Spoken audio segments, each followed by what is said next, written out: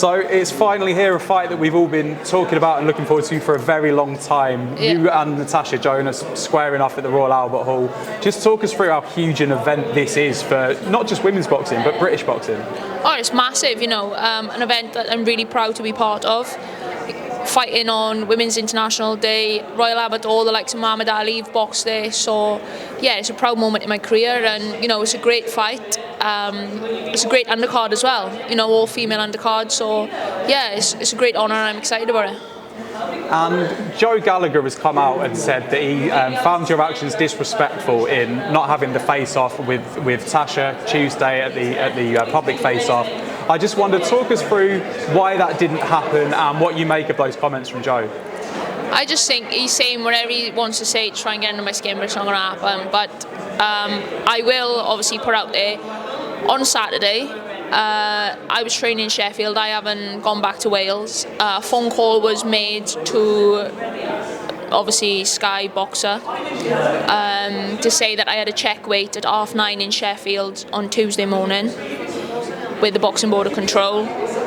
They told me to get there yesterday at 4 o'clock, so there must have been a communication on another end. Someone didn't get it, but nothing to do with me. So, and that's all it is. But I've been respectful all the way through. I've said I respect Tash. But yeah, Joe have made some silly comments, and obviously he's trying to make it all about him, innit?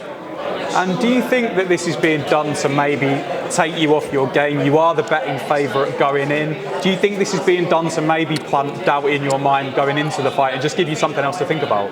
Yeah, maybe that's what his intentions are, but none of that matters. We're here now in fight week. I've had a great camp, great sparring, and when that bell goes on Friday, there's two of us in the ring, so people can do and say whatever they want. It's all irrelevant. Natasha's been talking once again about Katie Taylor. It seems to be what she's laser focused on. She said it before earlier in the build up to this fight. Yeah. Do you think that she is too focused on what comes after you, whereas you're laser focused on Natasha Jonas? Yeah, obviously she's going to want to chase the Taylor fight, obviously big stadium fight. Katie Taylor, who she is, what she's achieved. I get it, but that's her problem, isn't it? At the end of the day, you've got a job to do on Friday, and I'm coming out the winner of that, regardless whether I win that fight, and regardless whether she retires or she carries on with boxing. That's totally up to her whether she wants the Taylor fight next. But I'll be telling you something, it won't be for the belts, because I'll be taking the belts back to Wales. And you touch on the retirement point there. I think that is something that has loomed over Tasha's career for a little while. When you guys boxed on the Liverpool show, all the talk was this is the last time you'll see her in Liverpool. Do you think that is something that gives you an advantage? That there's obviously one foot in retirement there, even if she hasn't fully committed to what she's doing in the future? I mean, that's totally up to her, and I would never say to someone on their career they need to retire. That's on them, how they feel. They only know how they feel at whatever age. But yeah, that's totally up to her. But like I said, if she's talking about the Taylor fight and wherever, she got a job to do Friday, and then we'll see.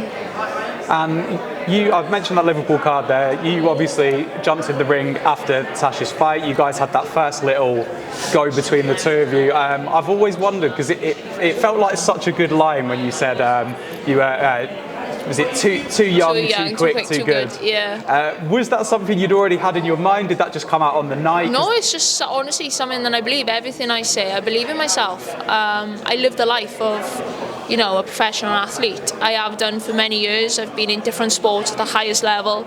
I live the life. I eat clean.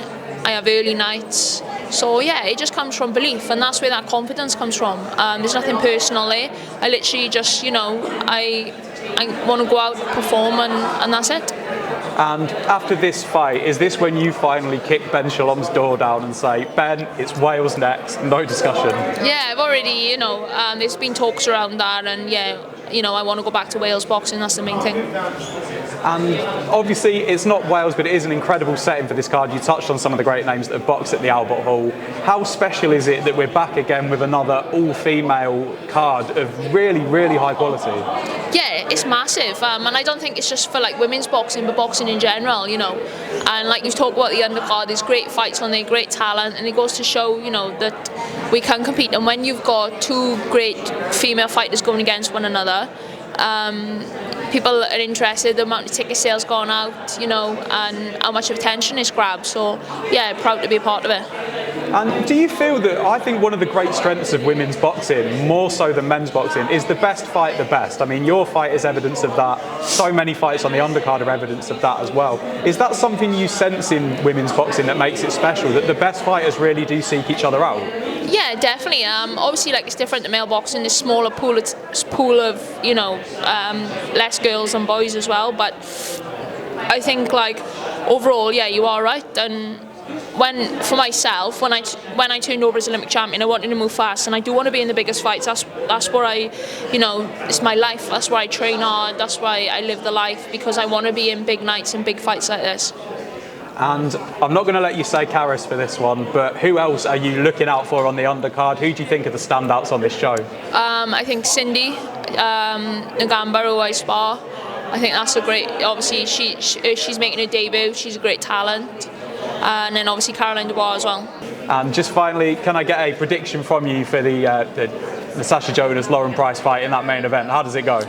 Lauren Price win, taking the belts back to Wales. Lovely stuff. Thank you, Lauren. Thank you. Thank you very much.